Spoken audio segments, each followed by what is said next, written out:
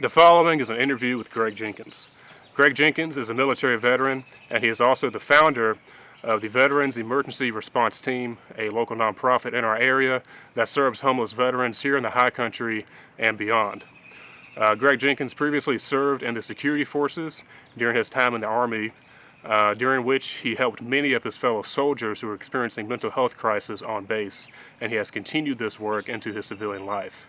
He has dedicated his life to helping homeless veterans, and in this conversation, he shares many of his personal experiences, personal challenges, and some of the success stories that he has encountered while helping his fellow veterans across this country. He also shares his experience with receiving help and support from the VA, something that many veterans face and come in contact with when they are trying to transition back into civilian life. So I hope people will enjoy this conversation. I hope folks that in positions of leadership in this country, such as within the VA, will listen and seek the feedback that people like Greg Jenkins have to offer to folks in our country who help people such as himself and other veterans. And most importantly, I hope that you will watch this conversation and head over to Veterans Emergency Response Team and support the mission of Greg Jenkins there. Also, please like and subscribe to the channel. And without further ado, Greg Jenkins. It's Greg Jenkins. How are you, Luke? I'm doing good, man. It's good to see you. You too. I don't think you could have picked a better spot for having a conversation. Well, I owe it to my family to spend quality time at a quality location, so this fit the bill. Yeah. Avid fisherman. I think he come out here a lot to maybe catch some things. I think Texas over here fishing. I think he's doing more feeding today than actually catching anything. Yeah. Yeah, man. A bad day's fishing is better than a good day's work. So. And that's the truth. So, Veterans Emergency Response Team. That's right. Tell me a little bit about what you do, and maybe just kind of a general overview of this, how this got started here in the High Country area. Because I was originally from Florida, but I think when you came up here, you noticed that there was a need for this kind of outreach to veterans. Yeah, specifically in the High Country, the Appalachian Trail was a focal point. But in Boone, I had found some homeless veterans, and no one was prioritizing them or helping them to the degree necessary to make a difference, to correct the situation. And so therefore I stepped in and came up with solutions for individuals that were in crisis.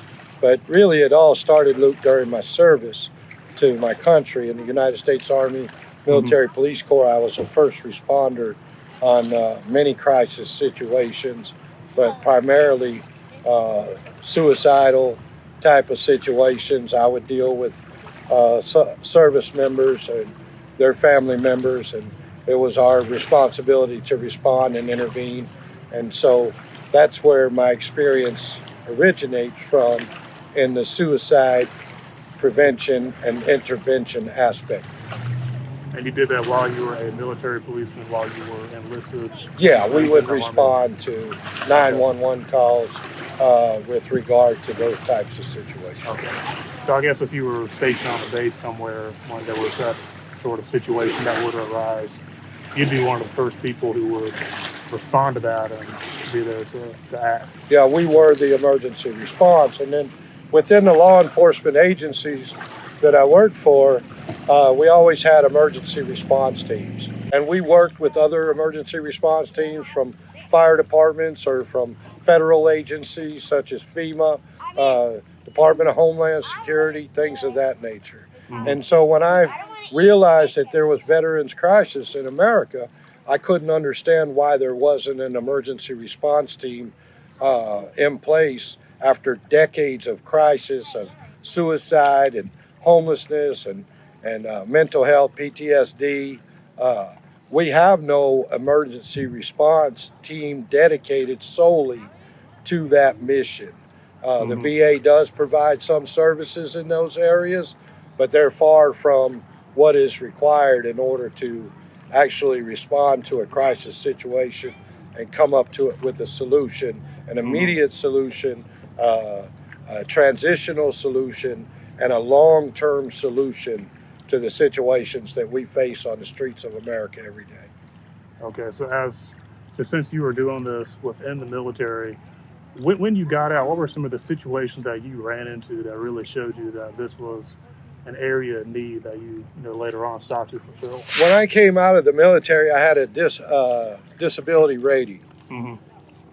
Instead of translating that to the VA and starting from that point and moving forward, automatically when you come out of the military, you will go back to zero and you start from nothing at the VA.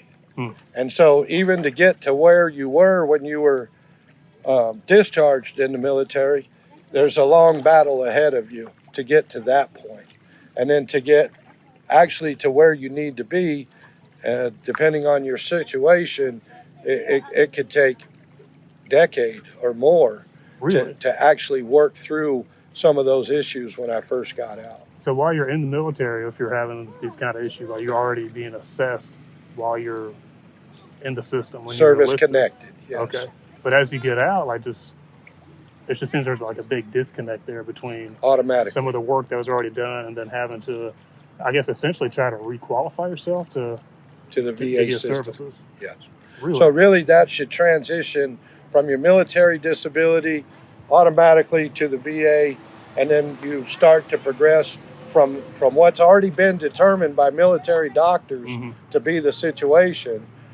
You can progress from that point and then find a solution. But the system, what it does is just automatically put you back to zero and everybody starts from scratch.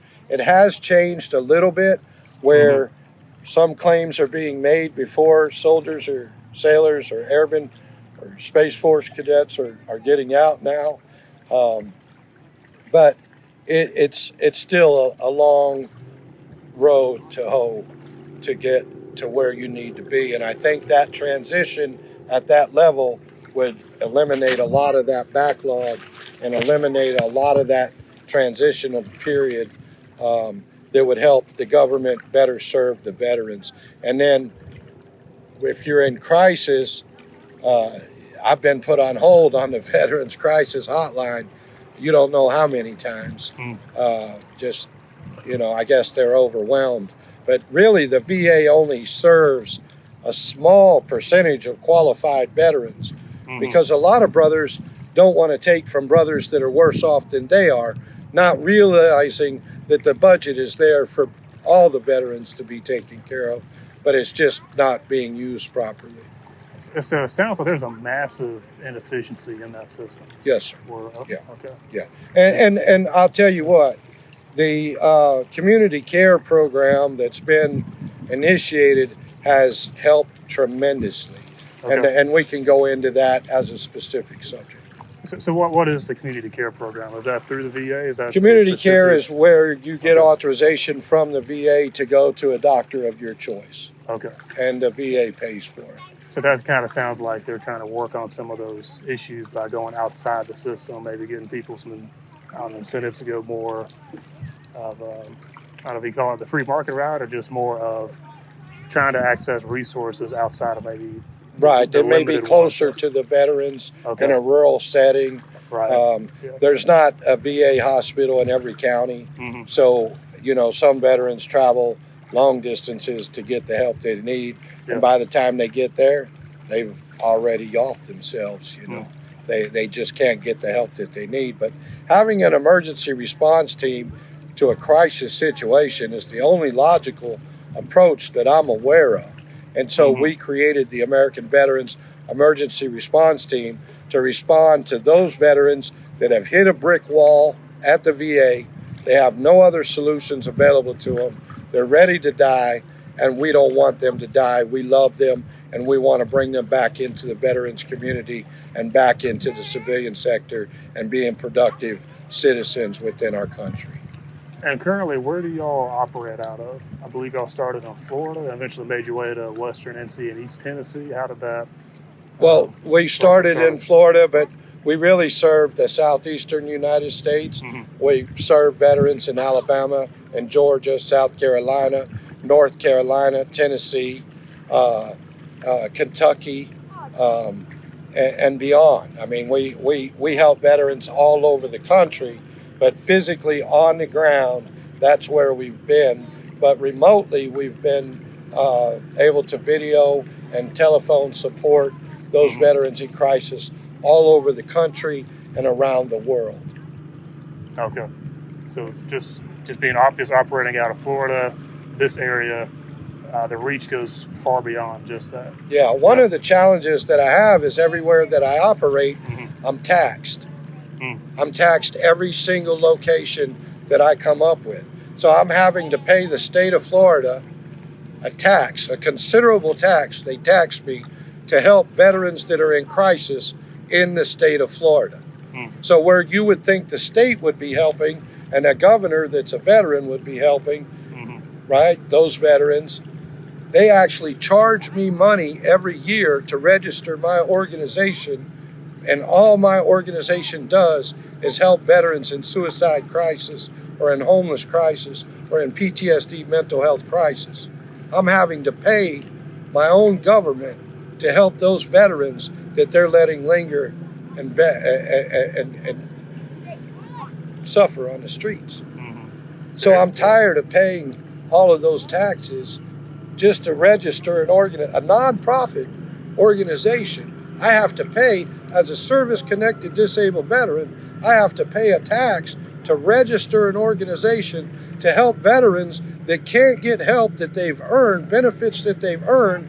They've got to get help from the American Veterans Emergency Response Team. And in order to do that, the governor of the state of Florida and the legislature of the state of Florida says that I have to pay the state of Florida to register an organization to be qualified in order to do that in the state of Florida and the state of Georgia and the state of South Carolina and the state of North Carolina and the state of Tennessee and the state of Kentucky. Imagine how much 50 states cost me every year to register it.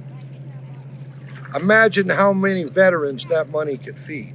Imagine how many veterans that money could house. Imagine how many veterans we could save their lives and intervene in crisis if we had those resources to offer to those veterans instead of giving it to our state that has a treasure trove of abundance of funding. They're giving money back to the federal government, and yet they're charging me to help veterans in crisis. Well, they should be doing these services anyway. Yes, sir. Instead of having someone like yourself trying to fill in the cracks of where that kind of assistance and response to these veterans is needed. Those benefits have been earned. They've already been paid for by those veterans. We owe it to them. We owe it to every veteran, the benefits that they've earned and the support that they need and the foundation of human dignity. And that's the solution that I came up with. It's not rocket science. It's the foundation of human dignity. It's personal hygiene. So if we have a shit, shower, and shave facility in every county in America where a veteran can go in and safely shower, clean themselves up, look themselves in the mirror, get their mind right, and go get a job interview, go see a doctor, go for assistance, go see their family members, go see their friends, go to a social event and be a part of a community, that foundation from which to launch is the solution to a lot of the problems that we face later on down the line. Those problems compound and compound and compound. Whereas if we can set the foundation of human dignity, which would be a shit, shower, and shave, personal hygiene, in every county in America, attached to a fire department or a police department that's open 24 hours a day and supervised, we could help to solve a lot of these problems. Okay, so going back a little bit, with Veterans Emergency Response Team, how many people are in this organization? Because it's mainly just... It's just really me. Exactly. I'm really a lone soldier. But I have friends that help me, and I have acquaintances that help me, and I have some corporate sponsors that help me on a very small scale. I don't have any politicians helping me. Imagine that. I don't have local or county or state or federal politicians saying, come on, Greg, we got you. We'll get the grant writers, we'll get the teams put together, we'll get the attorneys, we'll get the funding, we'll get everything put together, Greg, if you'll save the lives of our American warriors that are in crisis. I have none of that. But I do have good people, a few of them across the country, that are willing to step up. And a lot of those people are veterans. That are veterans giving back to veterans. And that hurts my heart even more, because a lot of those veterans are in need, but they see veterans in greater need, so they give to me to help those veterans. Now, just with the organization really just being yourself and I guess a handful of people who help you either financially or with offering different services or even chipping in or all those sort of things, despite just the limited amount of, I guess, resources or manpower that you have, you're still able to do quite a few things for these veterans. But if you just kind of maybe walk me through the process of what happens when you're out and about and you find one of these brothers in arms that you speak of that are in a less than desirable situation. The first thing I do is acknowledge them, recognize them for who they are as a veteran. Once I establish that they're a veteran, then I profess my love for them, for the service that they've provided to our country. We start to build a rapport, a camaraderie amongst ourselves, things that we can relate to in communication. And then I try to understand their situation. They open up to me and they'll start to talk to me about the situation, where I can then interject and kind of give some ideas to solve the crisis that they're experiencing. I can sometimes share my own crisis experience, whether it be homelessness or PTSD or hunger or whatever the situation, the running into the brick wall at the VA. I'm able to describe how we can tear down those walls and get the benefits that they have earned, and then the consistency of not only communicating with them, but being there with them when necessary, and being there day after day, week after week, month after month, year after year, to ensure that the transition from crisis back into a stable life, productive lifestyle is met. And the consistency of the treatment, of the communication and the care that they receive from me is what convinces them that I'm the real deal, I'm legit, and I'm going to do what I say, not like they've heard 1,000 times before and nobody ever does anything. Now, when you meet these people, what is the kind of situation that they're usually in? And maybe what are some factors that might lead them to be into a crisis? 9 times out of 10, they've hit a brick wall at the VA and they can't get past it. Whether it's a personality conflict, a rules or regulation conflict, some sort of income barrier, or something that they can't hurdle, they can't overcome. Sometimes it's just the people at the VA are having a bad day and that veteran got the blunt end of the stick. Every situation is different, Luke. There's not one, but commonly what I see is that they've been to the VA, they've asked for help, they've hit a brick wall, they've been through the program, they flunked out of the program, and now they have no other resource available to receive the help they need. And that's where we step in and make sure that they get the help that they need and that they are successful and we don't turn them away. And so it might be a situation where, I guess, if they're coming out of the service and they have some sort of mental health element that they might have developed during their time in service, going back to what you mentioned, where there's that gap where the VA, you have to go through this long process of, I guess, getting the veteran back to where they were to begin with when they left the service. Even to get into the system. Right, just to get the Just medication. to get into the system and get into the programs is one of the greatest challenges. Once you're in the system and you're into the program, making sure that the personalities match between the service providers, from the receptionists through to the nurses and the technicians, all the way through to the doctors, the psychiatrists. Everybody has to get along. And if there's a hiccup anywhere along that way, they're not getting rid of the employee, they're getting rid of the veteran. And so that veteran may end up on the street without any help, and that's where we step in and provide the professional help that they need. So just from talking to you here, and we've talked quite a bit before over the past few years, but one thing I've always mentioned to you is that it really seems like what you're doing is really taking a personal approach to these people. A custom, yes. Exactly. A custom fit for every veteran. Right. But the foundation is the same. It's the shit, shower, and shave facility. And then the food forest to feed, or the veterans gardens to feed those veterans. Those two elements, along with the mental health treatment that we provide, is just, that combination is a true emergency response. And mentioning some of those facilities, when you came into the high country, I mean, these past few years, these are things that you have established here in the county. Maybe you just talk about what that journey was like when you came from Florida to our area here in Avery, Watauga, Carter counties. Yeah.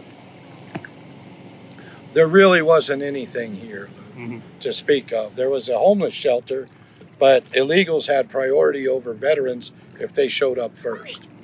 So really what we've done is we've prioritized veterans, we've located veterans, we've offered them the help.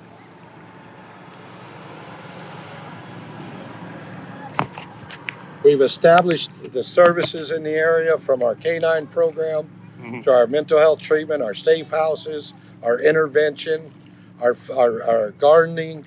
All of those things are established now in this high country area for those veterans in crisis. And what do each of those services look like? So I believe some of those are kind of more focused on the area than maybe some you might have started down in Florida and some other parts around the country.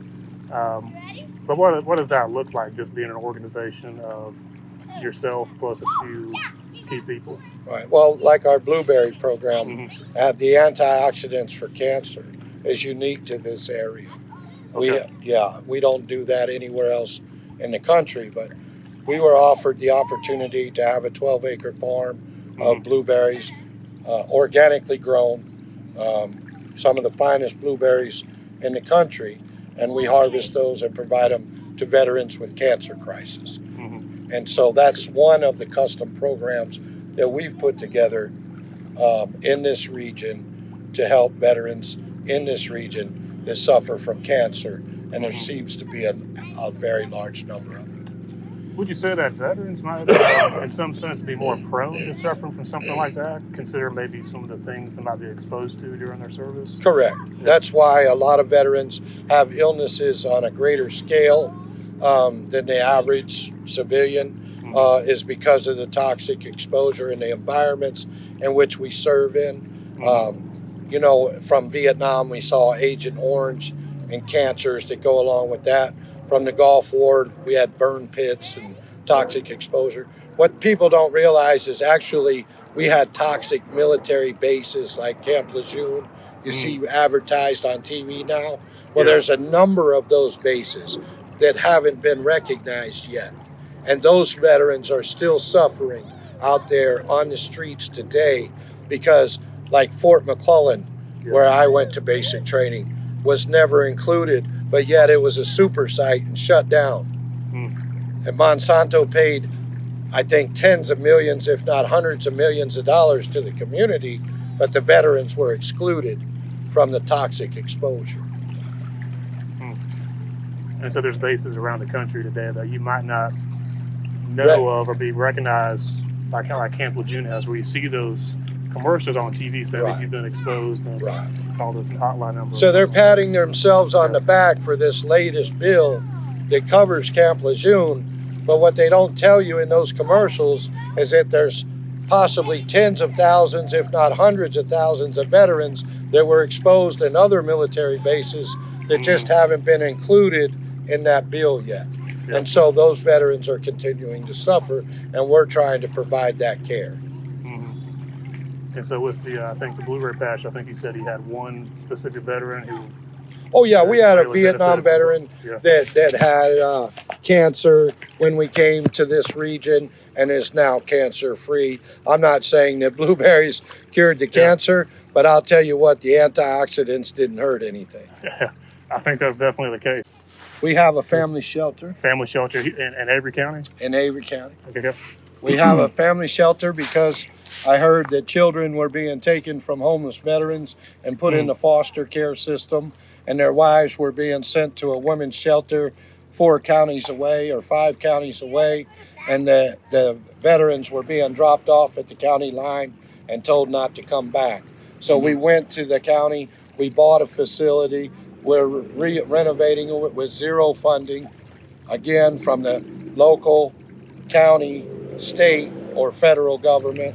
We're trying to keep veterans' families together during their deepest, darkest hours of their life, which is in crisis. We need that family unit to stay strong, to support that veteran through that process in order to get to the other side. Okay. And this shelter you guys established it near the state line Yeah, between North Carolina and Tennessee. yes, sir. Why that location? Because the Appalachian Trail is so close. And the number of homeless veterans, in my understanding, on the Appalachian Trail is greater than that of Los Angeles, Chicago, and New York City combined. And so we wanted to be not only where the veteran was from that told me that his children, his wife were taken away from him during his deepest, darkest hours, but we wanted to be within close proximity to the greatest we wanted to be It's kind of like the convergence. I mean, it's where they come to congregation. Yeah. Where the veterans congregate. The homeless veterans congregate. Sorry, you're gonna have to edit that. Okay. Yeah. So we wanted to be the nearest the point in which the most veterans congregate. And so that we could provide our services and be recognized by those veterans. I think if you're someone who lives in this area long enough, or you live in an area that's somewhere along the Appalachian Trail, and you get out and hike it, or just hang around it, you're bound to eventually run into somebody who is homeless, who essentially that's kind of what they do. They go up and down the trail, and it's kind of advantageous a lot of times because you can get to a lot of places within walking distance. We have people that get off the trail into next towns to seek shelter or supplies for a little while and move on to the next area. So, it's a crazy world out here, but we have an emergency response team now for the situation. But even more important than homelessness is the suicide crisis. And that suicide crisis, we've come to a point in which we intervene or we prevent that type of scenario or situation through camaraderie, through nature healing. We have an equine therapy program. We have a canine therapy program. We have mental health programs that we coordinate with other professionals. We have what is needed to make a difference in the lives of suicidal veterans and law enforcement officers. That's who I serve. That's who I am. I'm veteran and law enforcement, former law enforcement within the military, and that's who I help, and that's what I do. You mentioned a couple of those things, but let's maybe focus, or I want to ask you about the canine program specifically, because that seems like it's something that's pretty intensive to train those dogs to respond to veterans who might be having some sort of crisis where the dogs know what to do in those situations. But it seems like that's a bit of a process to get the dogs trained to that level and also to pair them with the right veteran. Maybe talk to me a little bit about that. What I did was I took our service dog program and I adapted the best dogs of the best dogs into what I called suicide prevention and intervention. So we take that German Shepherd, and that German Shepherd has a natural ability to bond with a human. It's man's best friend. And so a lot of military recognize those dogs from when they served. And so they can relate. And when I walk in with a canine in my possession, they can create some sort of connection with that dog, whether it was they saw it when they were in, they had one when they were a kid, somewhere down the line, they've seen those dogs and they appreciate them. Yeah. And so the introduction process is that much easier. And then the building of a bond between that veteran and that dog is so much easier. Mm-hmm. And is that something that you did when you were in the Army as a security personnel? Or did you already have experience training and working with those kind of dogs? I worked them when I was young. And then I was selected while I was in the Army to work with canines. And then after I got out, I stopped for a long time. And then my wife said that she wanted to get back involved with dogs after looking at some of my records and history and understanding my experience with dogs. And that's when we decided to start helping veterans with those dogs, because we had two of the best dog bloodlines in the world.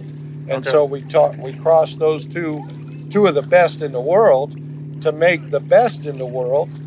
And that's what we offer to veterans in crisis. And so the quality of the dog is superior to that of anything you're going to find commonly for adoption or maybe in a shelter somewhere. We know 5 and 6 generations of history about every single dog that we have. We know if they've ever, their parents, their grandparents, their great-grandparents ever mauled someone, if they ever had cancer or genetic defects or any kind of medical defects. Whereas if I was to go down and pick up a dog at the Humane Society and put that kind of training into them, come to find out later on that dog has inherited defects, we've wasted our time, our resources, and then given false hope to those veterans that may later suffer as a result of that down the road. I couldn't put a dog with a veteran, with a family, or even with a veteran themselves, not knowing if that dog has ever mauled someone before, not knowing that dog's history. Because the last thing you want to do is create a problem in a crisis situation. Right. So we have the best quality dogs, we have the best possible training, which is sometimes years of training that we put into these dogs, of practice makes perfect type of scenario, and it's trial and error when it comes to suicide prevention and intervention, because no one is doing it. Whereas we are actually doing it with autistic suicidal children, with veterans and suicidal crisis, and with former law enforcement and suicidal crisis. We're doing it with all three. So let's say a veteran has one of these dogs and they get into a situation where they're having some kind of mental health episode. What is that dog trained to do, or what is that dog going to do in that situation to help them? The dog recognizes the stress level in a human being, the aura of that individual. And the dog can see that and sense that. And the response is engagement with that individual, whether it be visual engagement, a scent engagement, or a physical contact engagement, or just being in the presence around the area. And allowing that individual to recognize that dog, and that dog to recognize that individual, and the need that that dog has for companionship, and the need that that veteran in crisis has for companionship, more times than not, allows that bond to transpire in that instant. It happens. It takes place. And so the distraction of the dog from the stress in which the veteran is going through at that very moment allows the mind to escape from a crisis mode into a loving companionship mode, which de-escalates the situation, even if it's momentarily, to allow intervention, to allow a situation to be corrected before a tragic outcome. Right, so that dog is there to intervene. Yes. Gotcha. Okay. So Blueberry's dogs, I mentioned a shelter Yes. there, which is a place that veterans can go if they need to. Yes, shit, we shower, have shave, we have to talk about the shit, shower, and shave some more. Yeah. Even though we have a shelter, not everyone will come to a shelter. They don't want to be in that environment. So we have the shit, shower, and shave as an alternative for the foundation of human dignity. And then we have the shelter for the transition from crisis into a stable living environment. And then we have the gardens to feed the veterans a healthy, wholesome meal in order to clear their mind and their body of the toxic exposure that they've experienced to start the healing process, right? And then we have the mental health therapy through nature healing. We have programs where we go hiking. We have our equine therapy programs where we just have the veterans around the horses, and through a therapeutic process, they're engaged and that healing process starts. And our canine therapy, whereas they're not intervening, but they're, excuse me. I'm gonna have to cut that out. So It's that pollen out here. yeah, we have that canine program where they instead of intervening, they're therapeutically engaging with the veteran just to try to allow the veteran to relate back to something that they're familiar with, and to open that dialogue and communication so that that veteran can come out of a state of depression, let's say, and open up and be joyous and happy and communicative through the dog introduction. And so it really sounds like you guys are taking like a holistic approach when it comes to this. Because instead of just running them through some bureaucratic process, it's very much personalized, and you're kind of bringing them into the kind of the family you're creating here between just yourselves and the folks. That's it, the brother and sisterhood. And we provide a custom solution to the situation. And it not everyone is successful, but more times than not, we're successful. And we've got the statistics to show. We've done we put in the energy and the effort.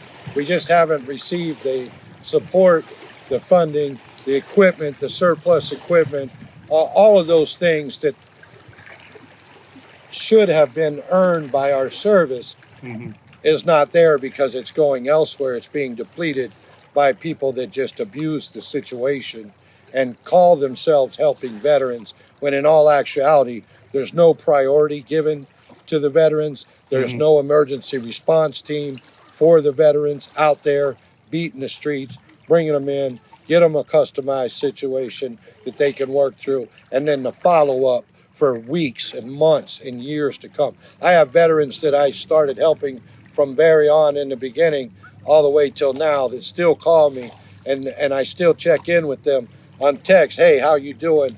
You know, they're like, oh man, I haven't heard from you forever, you know. But hey, I know this guy that needs help. Or hey, I know this girl that needs help now, Greg, would you help them?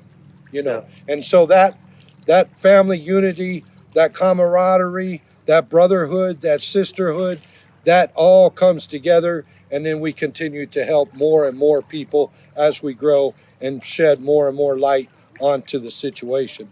But the reality of it is, if it's not veterans first, it's not America first. And if it's not America first, it's not good for our country. And without warriors, we don't have any country.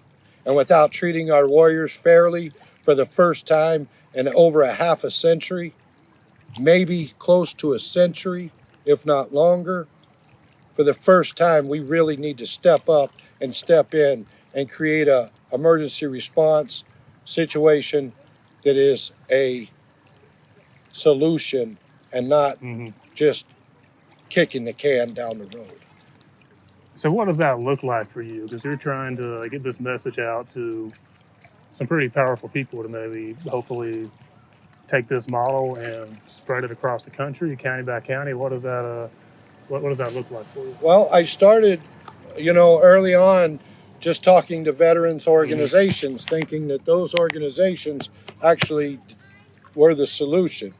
But after realizing that these organizations have been around for a half a century or longer, and they've not been able to solve the problem, Einstein said doing the same thing again and again, expecting a different result, is the definition of insanity. And so what I'm trying to do is something totally different, but I believe is the solution because it provides the foundation for every single veteran in crisis. And from that, we can launch into success. And so it looks like talking from veterans organizations locally, veterans organizations nationally, governments locally, governments on the county level, governments on the state level, governments at the federal level, through Congress, through the Senate, and now here we go. We have to go to the president because we can't get the support, nor the financial resources, nor the equipment resources, the surplus property that we could utilize to accomplish the mission in very short order. So it's called climbing the chain of command. And so what they try to do is to knock you down and keep you down here.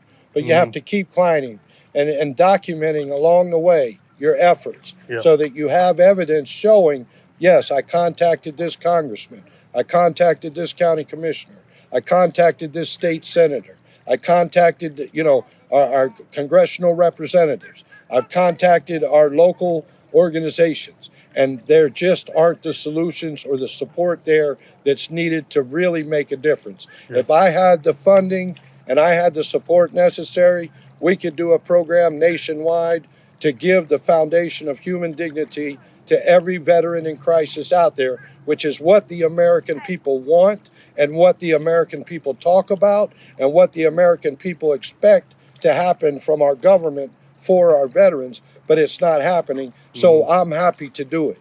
I've done the research. I know how many counties there are. I know how many facilities I need. I know what those facilities are going to cost. I know how to get them into the locations that are operational 24 hours a day, 7 days a week, under authoritative supervision, whereas it's a safe environment for those veterans to go in, receive the foundation of human dignity, and we'll launch them from there into jobs, back into society, into their relationships, into their communities, and they'll be productive parts of society, and we'll be proud of our warriors from day one to the end.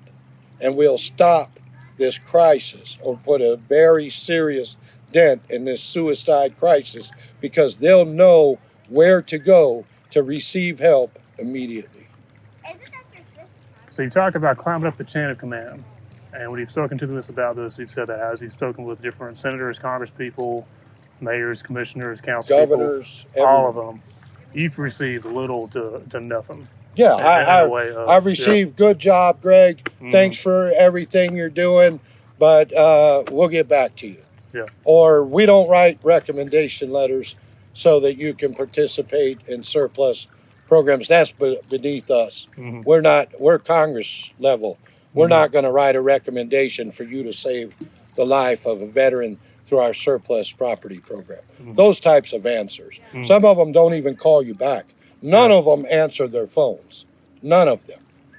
Ever have I had a Congress or a political representative answer their phone and say, Greg, how can I help you? Never. I've always had an intern, an aide, someone to intervene, and even after requesting to speak to those individuals and inviting those individuals to participate in programs and events, they've never shown up. They've never done anything. My own governor is a veteran.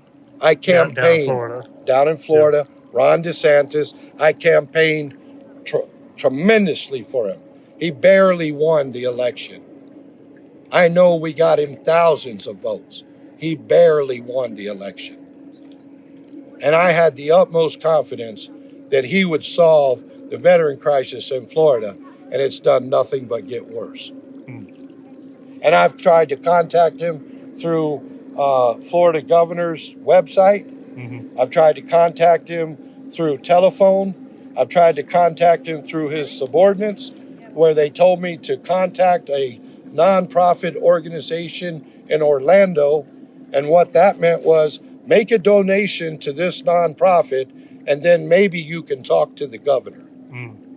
Well, I'm not Paying doing for that. access. Yes, it's Yeah. pay to play, and I'm not doing that. I already campaigned to get that governor elected. I already served the same way that governor did. You understand, in the military. I don't want to pay money. I'm already paying to register my organization in the state of Florida when I'm supposed to be using that money to feed veterans and help veterans and shelter veterans in crisis. And now they want me to make a contribution to a nonprofit organization set up after he was elected in order to ask a question. Can we build shit shower? Our first shit shower and shave facility built is in Florida. It's the most successful part of any veterans program in Florida, and I have it from the people that work there. It's the most used facility of all of the assistance provided to veterans in that location. And where is that in Florida? How does that operate? It's in an old bowling alley Okay. that they closed down, and it was renovated by the county government for a veterans center. And when I went to the county commission meeting and I heard about it, I said, what's going to be in there? And they said, we're going to put cubicles. We're going to have cubicles for nonprofits, and they're all going to be at one location. And I said, excuse me? And they said, we're going to build cubicles, and they're going to have people in there that help veterans. I said, we don't need cubicles. We don't need offices. Veterans need to shit, shower, shave. They need a food pantry, and they need shelter. And from there, we can launch to get the assistance, transportation, everything that they need. They said, that's a great idea, Greg. The next day, they had the engineers go back to the drawing board. They redesigned everything from cubicles to a shit shower and shave, food pantry facility that also provided those other services. But the most used facility is the shit shower and shave facility because the national forest is right there, and they're living in the national forest, and they have no place for the foundation of human dignity. Imagine if you couldn't wake up in the morning and have a place to shower before you went to school, before you went to work, before you went to the doctor's appointment or a job interview. Imagine if you didn't have a place to do that, Lou. We want to provide that foundation of human dignity to every single veteran in America. It sounds like maybe one of the reasons that was successful was, I think, what you effectively did was cut out the middleman. Instead of saying, hey, here's a place just, for, I guess, more people who have PhDs or these people who work in nonprofits to sit there and do their business or answer emails. It's like, no, use the facility to actually get the veterans in there and have that as a central command in a lot of ways to get people, out and about and to get them back into, whatever business they're taking care of. Yes. Which is also something else that you do quite well when you work with, you talk about working with government contracts. Yes. To get veterans, long-term jobs. Maybe you can talk to me a little bit about that. We've gotten a number of veterans jobs within government agencies because of the priority that they're given in hiring for veterans. It's why I'm not worried about the veterans that are being fired right now within the federal levels, because they can turn around and reapply for opportunities that are available and receive priority in the hiring process along the way. So I understand that they're temporarily inconvenienced by the cutbacks and the reduction in force, but at the same time, those jobs that are available to the public give priority to veterans in rehiring. So I feel confident that this is the right process, and I'm all for it. The thing with veterans in crisis is once I get them mentally stable and I get them physically stable, then I have to get them employed and productive if possible. And so what we do is we try to gear them towards government jobs or try to gear them towards government contracting. The first veteran that I ever helped was my bunk buddy from basic training. He called me, he lost his job, he lost his wife, he lost his home, he lost everything during the Great Recession. Around 2008. Around 2008, 2009. He lost everything.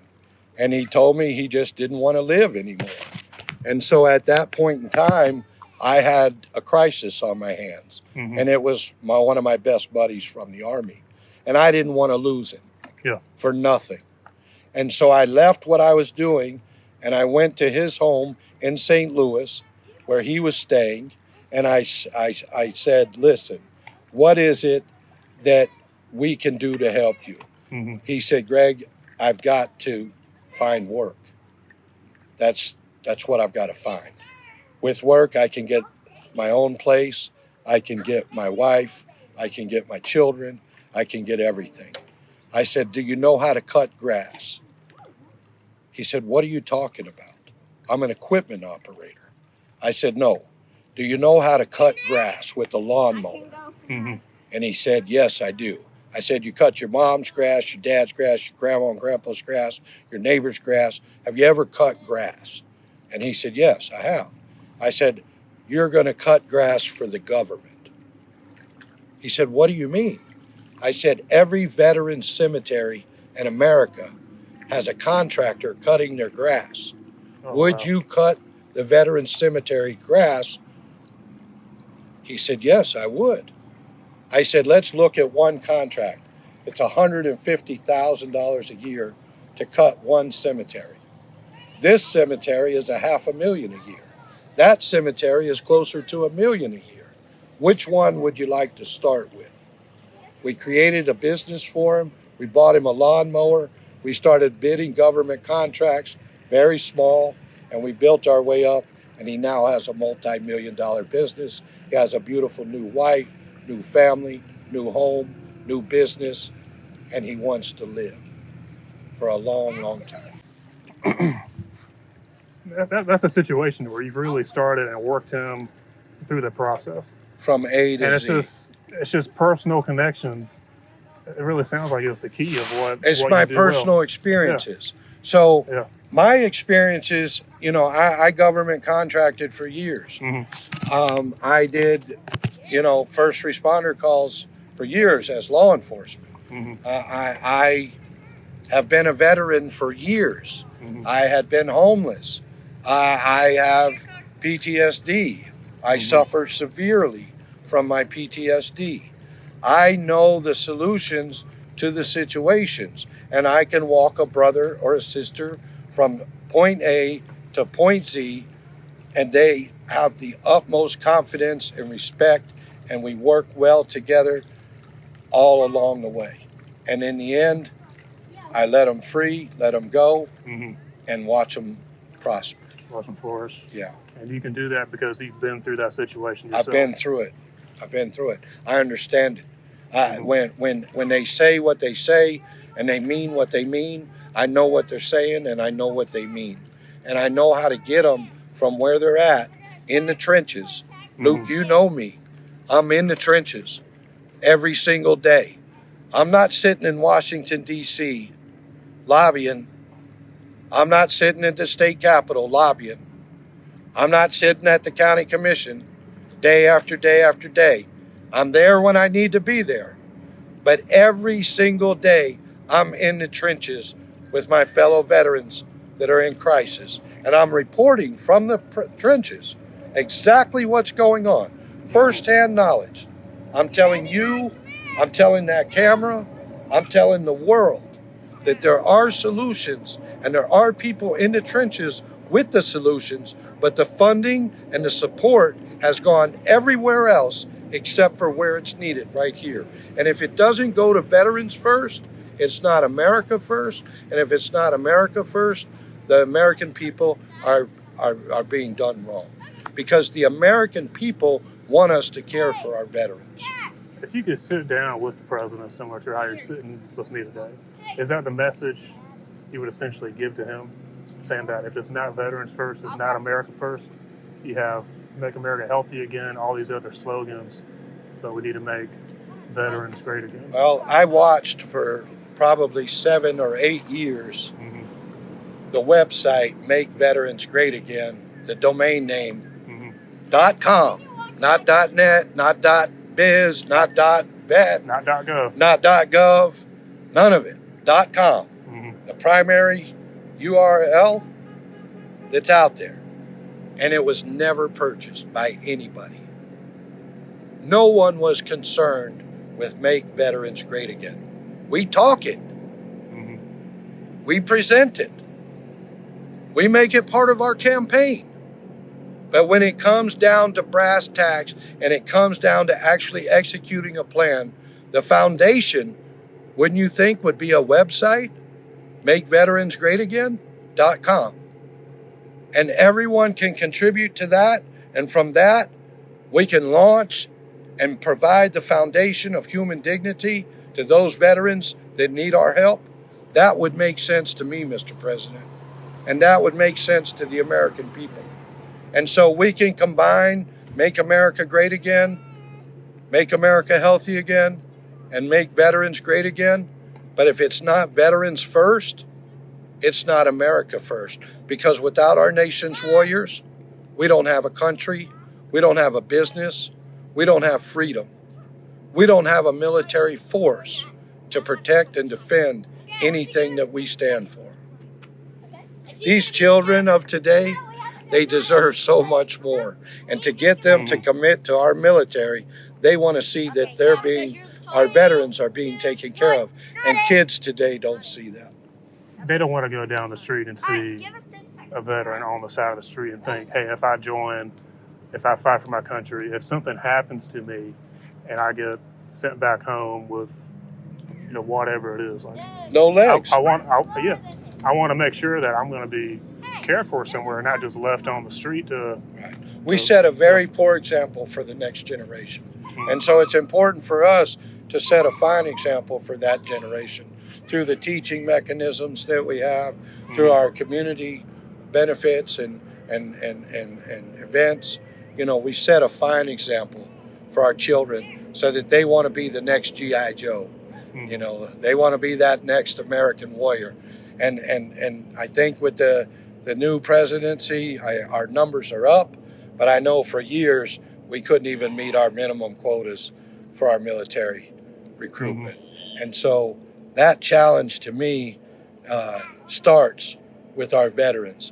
And then when they see our veterans being taken care of, they see our active duty military being funded and taken care of, then they want to be a part of that team. And so we're trying to make it better for everybody. Yeah. And this administration seems like it's an administration that veterans have supported very strongly and very early on. We're fixing to find out. And that's the thing, but you got to find out if they're going to follow through. Yes, sir. Now that first time that he was in office, he did the community care program, the greatest thing to happen to the VA in 50 years. Okay, bar none. Okay, but I can tell a VA's operation by the person that answers the phone. When you call the VA, if the person that answers the phone does everything correctly, normally those that follow that person will be doing everything correctly. The person that answers the phone doesn't identify themselves, doesn't communicate clearly, doesn't really care about their job or being there. You'll see it throughout the rest of the hospital. All the way up to the director. Do you know that the directors of VA hospitals now, you can't communicate with them? You can't communicate directly? No, they cut all that out. And so I used to be able to use the chain of command at the VA, and by the time you got to the director, the situation would usually be resolved, or that director would be replaced within a very short time because there would be so many problems that were never resolved. But now they have patient advocates office, they have all kinds of staff under the directors that they'll transfer your calls to or your emails to. They'll do anything they can to keep you from getting through to a director's office. Well, I just get their names, figure out their email addresses, and I send them an email directly. I find that information. Where that information should be listed, a chain of command from the very bottom operator that answers the phone all the way through that whole hospital. If you have an issue, who do you contact and how do you deal with it? It's like the military structure. It has a chain of command. The VA needs to have that same chain of command. And those people need to be available to solve those issues so that those veterans aren't hitting that brick wall that Defense Secretary Hegseth spoke to the Senate about during his confirmation hearing. Mm-hmm. He was exactly right. It's the greatest thing ever said by a military leader in over 5 decades. Sir, what is going on with the crisis of veterans in America? I'll tell you exactly what it is. Veterans are hitting a brick wall at the VA, and as soon as they hit that, they're dead.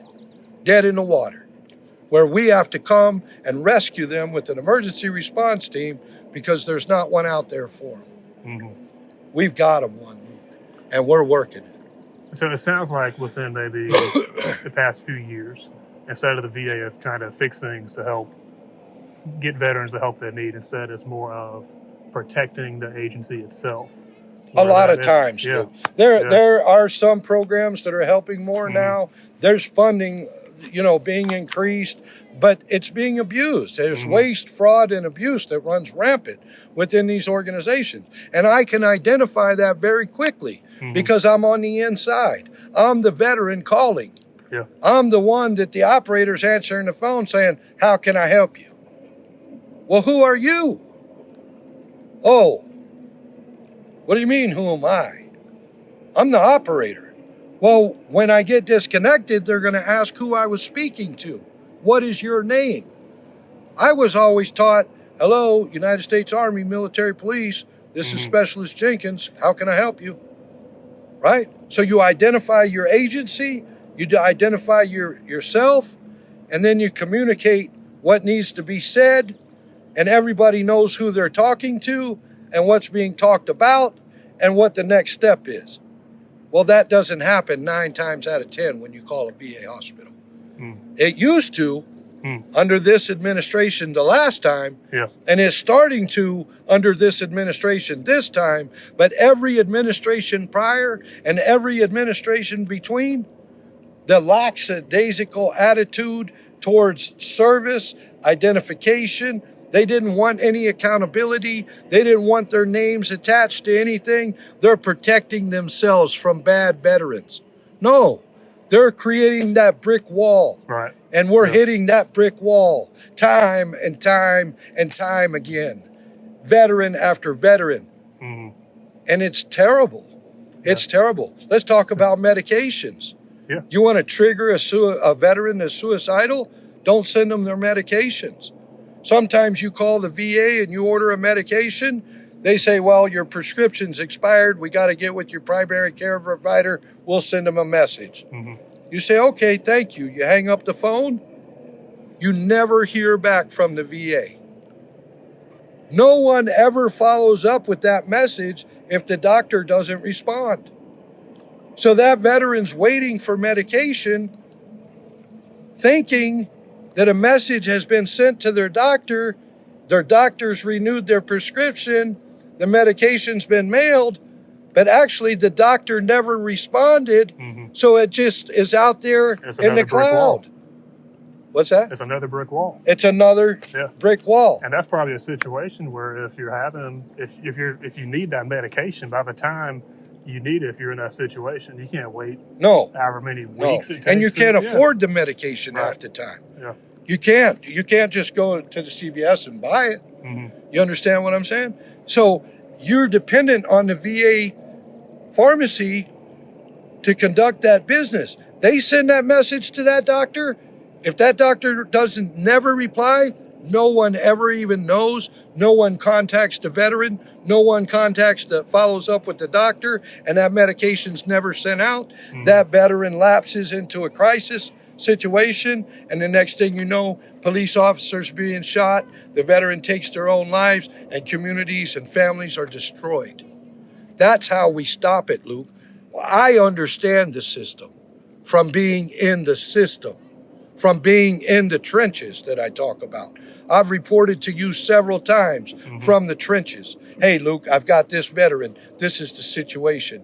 You know what I'm going through. I just want to be you to be aware." I think when it's 2022, one of the last times that Florida had some pretty major hurricanes down there, I think you told me of a situation where you met a veteran in a pharmacy or somewhere where he had lost his documentation because his home got flooded or something, or destroyed or something like that in a storm.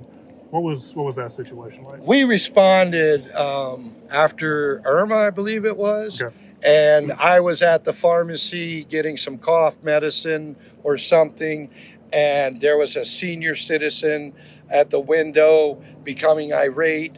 There was a sheriff's deputy coming across the pharmacy towards the individual to arrest him, and I stepped in and intervened, and I said, "Sir, are you a veteran?" And he said, "Yes, I'm a Korean War veteran." And I said, "What is the problem?" And he said, "I lost my medication in the hurricane flood, and they're saying that my prescription was just filled in the VA system 1 week before the hurricane, so they're not going to give me any more medicine because the system says that I have my medicine. The computer system will not allow them to give me my medicine, and the VA won't override the system, and so the pharmacy's asking me to pay for my medicine, and I don't have the money that it takes to buy that medicine. And so I'm begging them for my medicine." And I took my credit card out of my pocket, and I said, "How much is it?" And the lady behind the counter said, "What do you mean?" And I said, "Pay for the man's medicine. Don't arrest him. Just pay for his medicine." And she said, "Sir, it's hundreds and hundreds of dollars." I said, "I don't care if it's thousands." I said, "Put it on this credit card and give him his medicine, and we'll deal with the rest later." And I looked at the sheriff and I said, "Please, Sheriff, allow me the opportunity to resolve the situation before you arrest my brother." He said, "Go ahead. Obviously, you've got a solution." I still have that on my credit card to this day. I'm paying interest on 18%. Trying to pay it off. Hundreds and hundreds of dollars. That's just one example. Imagine how many veterans lost their medication after a hurricane and can't get it because the VA system shows that they just received it days before the hurricane. But the hurricane washed it all away. And if they don't have the medicine, they go into crisis. If they go into crisis, it starts costing lives. That's why I step in at whatever the cost and resolve the situation with zero funding from the government and zero help from Congress Lady Fox and zero help from Congressman Edwards and zero help from the senatorial candidates and the senatorial members of the states in which I participate. A zero help, sir. Zero. But everybody in Zimbabwe gets money for pronouns. And I get zero help to help my brothers that are dying at no fault of their own. I need the support of the President of the United States. I need the support of Secretary of Defense Hegseth that knows what it's like to hit that wall and to be in crisis and somebody to be there for you. I'm that guy, and I can do it across this country. And we can recruit the volunteers and the military veterans that want to help to protect their brothers and sisters in crisis. We just need the funding and the opportunity and the collaboration and cooperation at every single level along the way, from the operator that answers the phone to the President of the United States of America that loves our warriors. And it sounds like if this message does get out to people and it's successful and you're trying to get some kind of funding into this, it sounds like that'd be another opportunity to contract or give these veterans another opportunity in a career where they could actually go out and help their fellow brothers with this kind of work. So many veterans that I've helped along the way, part of our agreement in getting this process accomplished is to give back to the next brother or the next sister in crisis. Because you have more and more people like yourself who have been there, who know what it's like personally to be in that situation, who can connect with these people on that level. Yes, sir. And that's the key to finding a solution, is that collaboration, cooperation, camaraderie, all of those things, Luke. Can we pause for a second? we're back, a little bit more sunburnt. I think if we look back at this, fast forward the tape, we can watch us get a little bit redder and redder as it goes along. They got us warm. Oh, I've been cold for 6 months, Luke. Yeah, I'm the same way. The most brutal winters up here. And I'm going through it saving veterans in 10 below zero that are walking down the road, that are homeless, that need a place to sleep. It's 10 below zero, and I'm picking them up and I'm saying, what's going on? They're telling me their stories. And I'm up here in the Highlands. It's December 24th, and it's brutal cold. The water pipes have frozen. The water pipes, there's snow on the ground. It's 10 below zero. There's people living in that. There's people out there living in it, brother, that served our country. And I'm supposed to be in Florida fishing. And I'm up here in the trenches bringing it to you live so that you can understand and so that the world can understand exactly what's going on. What's the plight of our American warriors? And so that the president can get a first-hand account from in the trenches, on the streets, and within the VA, and in the local, county, and state governments, and even through Congress and the Senate, all the way to his office, exactly what I've discovered, exactly what the solutions are that we have planned, and how we can fix this problem. Well, speaking of the snowstorm, we had a pretty severe one these past few months.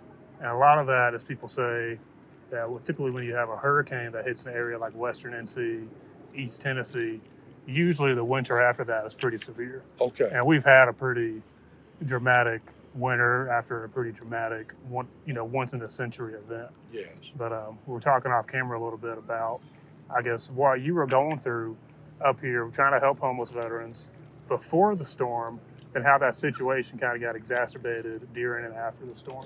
So before the storm, I was talking about homelessness. And so many people told me there's no homeless here. We take care of everybody. And just to back up a little bit, I think you were trying to take what you did down in Florida with much success and bring it up here to the high country. Yeah, we wanted to replicate it. So you were engaged with the local leaders? Yes, we did. And we explained to those...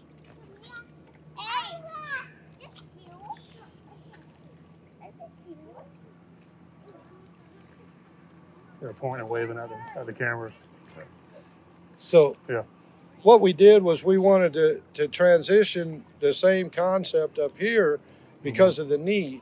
And so we made the investment, the initial investment, and then we were looking for additional support from the community and from local government. And when I explained to them the homeless crisis here, they were like ignorant to it. They didn't want to admit to it. And so once the hurricane happened, there were a lot of more homeless here, right? So they couldn't deny it. Now it's in their budget items because they're housing all these homeless. Well, a percentage of those homeless are veterans in every class. What we did was we explained to them the crisis. They denied it. We explained to them the solution. And that was going on for years, even before the hurricane. For like 2 years before the hurricane. We explained the solution. They denied it. They didn't want to fund it. They didn't want to participate in it. They funded crackheads and convicts and illegals over veterans and law enforcement. And so we continued to have event after event to bring a recognition and awareness. The hurricane came through, exacerbated the problems. Now they couldn't deny it because they're paying for hotel rooms. It's a line item in their budget to house their homeless. And a percentage of those are obviously veterans. And so once we identified that it really is the case, then we were just basically shunned. They held their heads down and they didn't want to talk to us any further because they knew that there was no denying it. And then with regards to getting funding, the $250,000 the local government agreed to give to the Biden broadband initiative to get $2 million in liberal grant funding, right? To dangle that carrot over them and say, hey, we'll give you this grant if you'll ignore everything else that's going on over here. The conservative Republican local government fell lock, stock, and barrel for it and gave away $250,000 of our money. I was trying to get that back and still solve the internet access solution or crisis with the solution from Elon Musk and Skylink. What's it called? Skylink. Starlink. Starlink. Yeah. So I think a lot of people don't realize that internet is a big issue in the mountains, because if you take something like broadband, you have to lay down miles and miles and miles of broadband cables up here in the mountains, and that might cover only maybe like a dozen small, or so households. Yeah, and it costs hundreds of thousands, if not millions of dollars to do that. Yes. And so you're sitting there saying, it's like, well, we could bypass all that just by advocating for Starlink to come up here, which there's already a previous test site over in the Silva community. Yes. Is where they started. Yeah, much cheaper solution, much more efficient, much more immediate. Yeah. The whole thing made sense, but they simply ignored it. They wanted the federal funds. Yeah, they wanted that federal funding, and we all know why that is.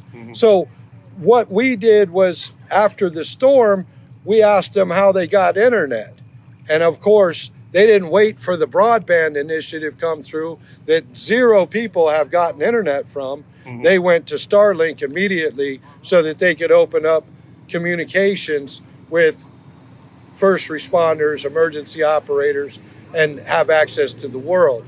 And Elon Musk provides that, and even developed a plan for our local government, and no one even showed up to the meeting that was presented by the Director of Government Affairs for SpaceX. So you were able to get in touch with Starlink, with the folks at SpaceX, to say, we want to bring this to our county to not only help the community, but also specifically help the veterans in the area.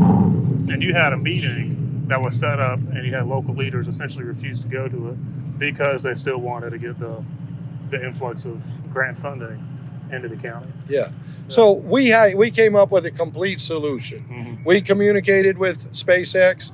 They assigned a government, Elon assigned a government contract manager, a government solutions manager to our situation, that designed a program that would work locally, that would allow that $250,000 to be saved. And if I could have a percentage of that for veterans and still use a percentage of that for the solution, and we didn't need the grant from the federal government, it would be a win-win situation for everybody. And they just completely ignored that, didn't show up to the meeting, didn't allow me the opportunity to save the funds, to relocate those funds to help veterans in crisis. And so their priority is not veterans. Their priority is getting that grant funding into their pockets so that they can contribute back to the political campaigns of those people that they want to see in power. And it's just terrible. It is terrible, terrible, terrible politics. But I've been fighting it all along the way, Luke.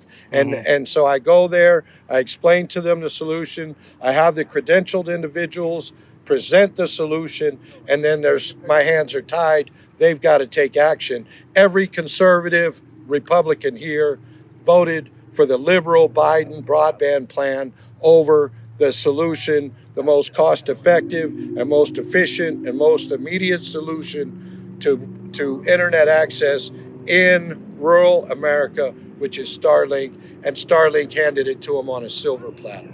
I remember when I was working at the paper there in AVERT County, and I did a story about how Starlink could solve, or as much as they could, the lack of internet connectivity in these rural mountain areas. Yes, sir. And they had a satellite test site set up at one of the elementary schools out in the Silva area. Yes, sir. Where the students were there actually using Starlink in the school and their homes. Yes. And I did the article, and I had one of the photos from SpaceX on the front page of the paper of their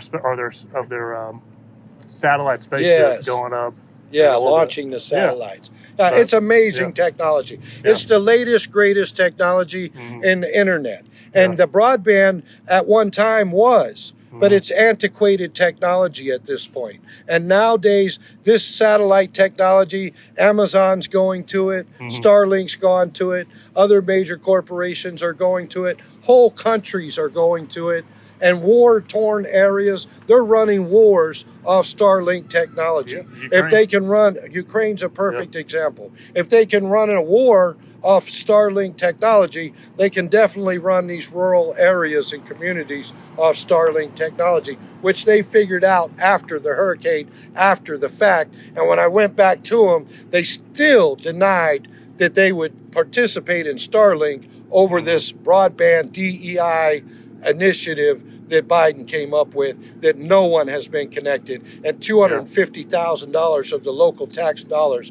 have been wasted and set aside for that program, and not one veteran has benefited. Right, and that's the main thing, is that you wanted the county to save those costs so those funds could go to this initiative to help the homeless veterans in the county. Yes, sir.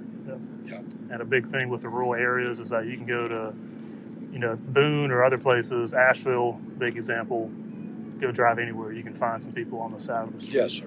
But here in the mountains, where it's much more rural, these people move a lot more. They kind of come in and out, so it's a bit easier for people to deny. That it's much easier. Area has they're off in abandoned buildings. They're off the beaten path. They're out on the trail. They're in shelters on the AT. Brother, they called them transients. They called American veterans transients. And I couldn't understand it, because no veteran fought for one county or the other. We have a right to live in whatever county in America that we want to. Even though we're homeless veterans, we have the right to be in that county, and that we should not be considered transients. We should be considered American warriors, and we should be taken care of with the taxpayer dollars that should be set aside for crisis situations. Not every single situation is a crisis, but for crisis situations, we need to provide the basic foundation of human dignity to our American warriors that have put their lives on the line for you and me and this country, this state, this county, and this community. And what was the timeline when you were advocating for this before the hurricane? Oh, I started up here in late 2020, early 2021. Yeah. Okay. And so what became of the situation when the hurricane did come through? So when the hurricane did come through, it compounded the situation to not only homeless veterans or crisis veterans, but now we had major crisis with veterans all throughout the community that have lost their home, lost their driveways, lost their vehicles, lost their medications. And so now we're just inundated with calls, and we're responding as quickly as possible with corporations like Vulcan Materials has given us the aggregates to make repairs so that veterans can get back to their properties and fix their homes. We've got construction companies. Core in Maine has provided culvert pipes, erosion materials and fabrics, a major corporation in America that's working with me now. But there's small contributions considered to what really needs to happen in order to have a major impact. I have an impact every day locally. I have an impact every day in the states that I'm in currently. But the magnitude of the impact that I could have with the support of the President of the United States of America, with the senators, Senator Tillis, and Congress Lady Fox or Congressman Edwards, if I had the support of those people, I could do tremendous solutions for veterans in crisis. Yeah. But even with the Starlink thing, I mean, the hurricane happened here in Western North Carolina, and around that time period, Elon Musk and SpaceX and Starlink, they sent those Starlink stations to a lot of the emergency response sites. They did. Up and down the western part of the state. Yes, they did. And they would establish those at local churches, local fire departments. Yes, they did. Out in these really rural areas, and people would come to these places to pick up supplies, and they could also get on the internet. They would congregate. Contact people. Yes, they would congregate to get on that Starlink connection. And see, those solutions would have already been here if they would have just listened from the beginning and not wasted all that taxpayer money on broadband. We could have just brought Starlink in from the beginning. They could have already had them set up, or at the sheriff's department in case of emergency, and everybody would have been much better off. We could have already had shit shower and shave facilities built or shelter facilities built. We wouldn't have had to pay for hotels, for housing these people in crisis, for showering or hygiene for these people. We would have facilities already established in every county that can also be used in times of crisis for other than veterans, but primarily focused on veterans and their needs during the rest of the time. So we gave them the solutions. They simply played ignorant and laughed and scoffed, or politics, or whatever you want to call it. They literally laughed at me, ignored me in the meetings, and would discuss other things of topics of discussion when it was my turn to talk. Luke, they let me talk for 38 minutes the first meeting I went to. The next meeting I went to, they restricted it to 3 minutes. So I had 3 people come to give me 9 minutes. That's the one I watched. I remember that. Then they restricted it and said that other people couldn't allocate their time to me. So I was only restricted to 3 minutes of public speaking, 3 minutes on an agenda item. Then, most recent restriction they made, they reduced it from 3 minutes at the public speaking to only 1 agenda item of 3 minutes, because I would speak on every agenda item and correlate it back to veterans crisis. They stopped it all. They don't want to hear it, Luke. They don't want to hear the solution. They don't want to recognize the problem, and they definitely don't want to participate. We're advocating about this and saying, like, no, there are homeless veterans.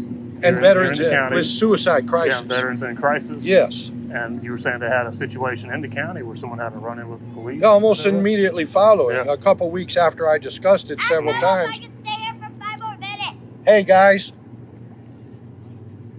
we got to do this. Okay, start over.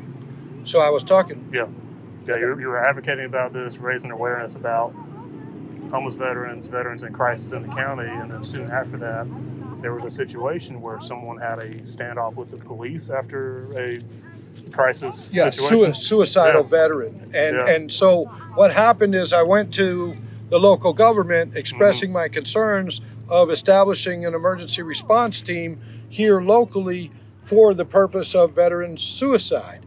And they laughed at me that there were no suicidal veterans in this area. Well, not even 2 weeks later, it seems, there was a standoff with a veteran in crisis that did not receive care from the VA, hit the brick wall, didn't get attention, didn't get medication, and became suicidal. And so during the suicidal crisis, law enforcement was contacted.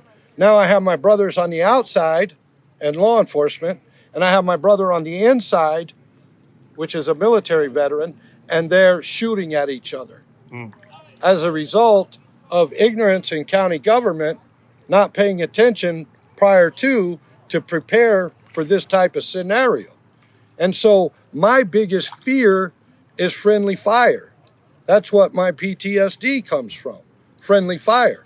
So when I have brothers shooting at brothers, it's a nightmare situation for me.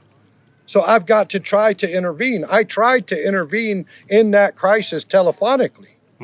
But I was unsuccessful because I was too late. I wasn't notified until much later on into the crisis than what I should have been, which is immediately. If I was notified immediately and had direct communication with that veteran, it could have come out totally different. But I was trying to communicate telephonically, and I was never successful getting through to the veteran. But this crisis is in every community in America, and every community in America needs to be prepared for it, and every community in America needs an emergency response team for suicide crisis in America. Otherwise, it's not a crisis, because America has an emergency response team for every type of crisis that you can imagine. Yeah, it's a big thing that people talk about as well. Like if you ever watch like the Sean Ryan show or these other things you see on the internet where there are people interviewing veterans, and everyone talks about this issue specifically, and just the amount of people that end their life at their own hands because of so many The different difficulties they scenarios. face. Yeah, yeah. And we're losing Vietnam veterans right now. They're just saying natural cause of death.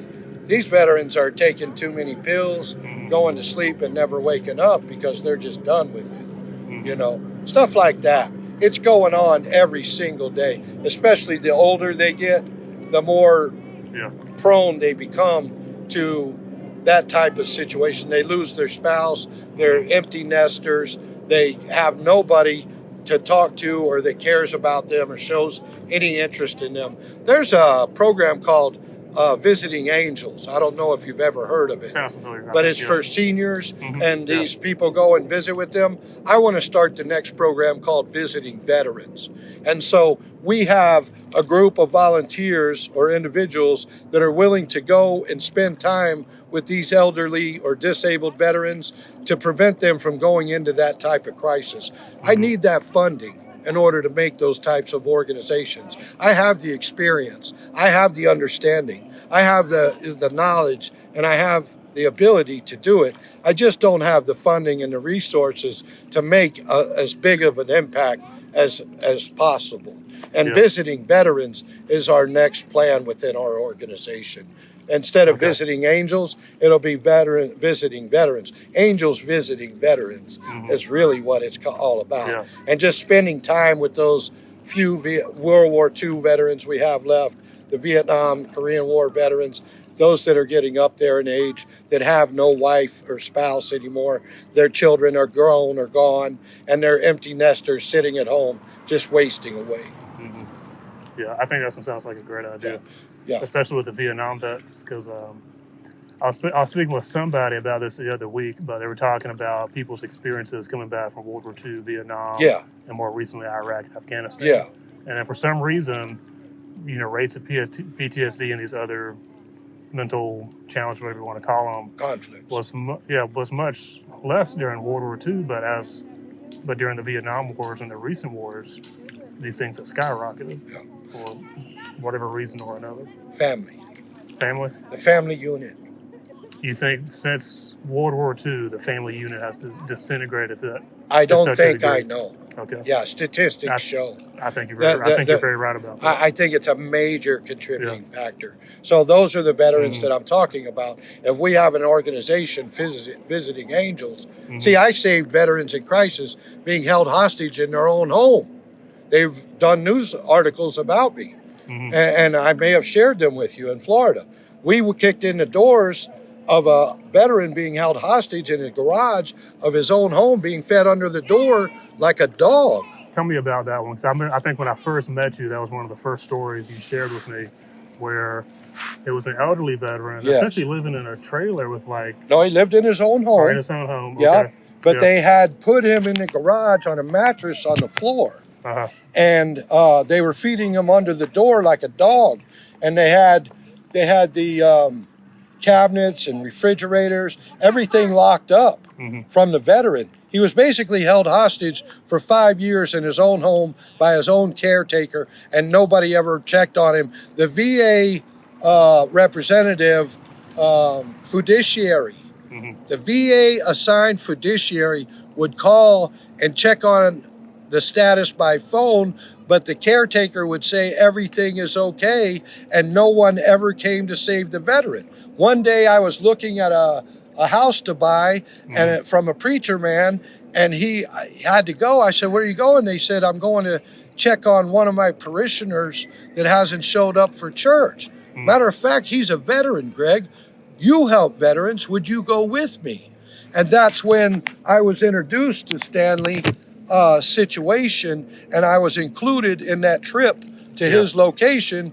Those two church guys were scared to go in, so I went in, ended up extracting the veteran physically under guns being held to my head, extracting the veteran out of the situation. I took him to the VA services office and asked to use the phone to report to the sheriff the hostage situation, and they told me the phone was not for public use.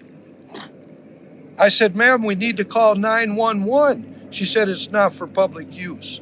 So we drove him to the sheriff's department, and they sent in the officers and arrested the individuals and prosecuted them. And we took Stanley into a safe house and rehabbed him and reconditioned him and reintroduced him back to his own home. It took months of canine therapy, of mental therapy, of veteran therapy, brother therapy, to convince him to go back home and to reestablish his life.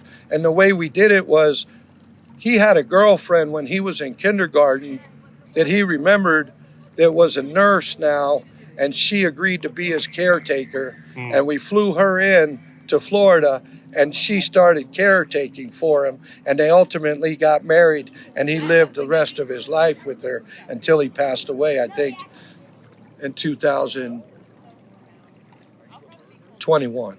How old was this gentleman when he was the 70s? In the 70s? Yeah. Okay, yeah. You know, we went in under threat of my life, under threat of they said they were going to kill my whole family. They were going to kill me. They were using him for his benefits. They would steal his VA pension. They would steal his prescriptions. They would steal his food, his personal family heirlooms. They stole everything, sold it. They had a drug problem, and they were fueling that drug problem with his resources.